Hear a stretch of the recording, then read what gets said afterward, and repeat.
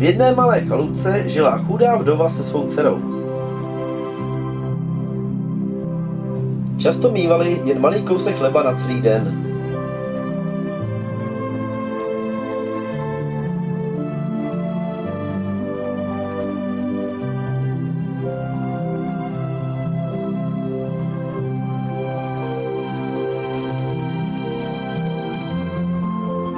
Dcera chodívala do lesa, v létě na jahody a v zimě na dřevo.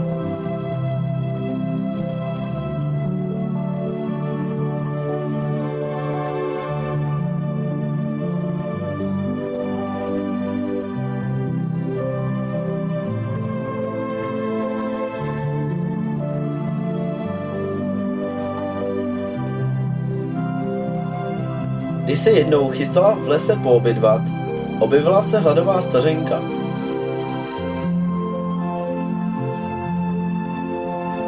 Děvče jí podalo svůj poslední krajíc chleba a dostala od babičky kouzelný hrneček.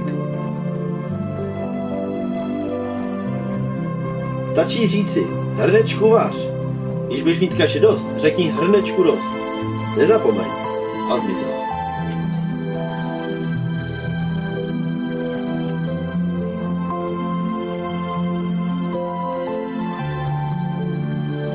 Děvče se vydalo s kouzelným dárkem domů a těšila se, jak matku překvapí.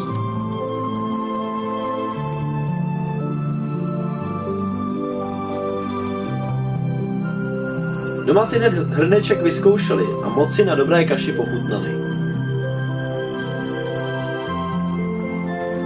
Druhý den se dcerka vydala na trh.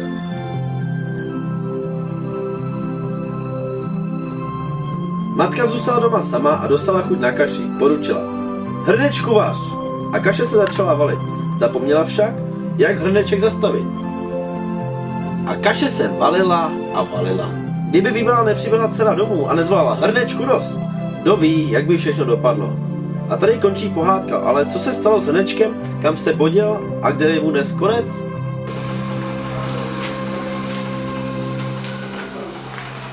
Vaří kaši dodnes. Všichni ji známe a pochutnáváme si na ní.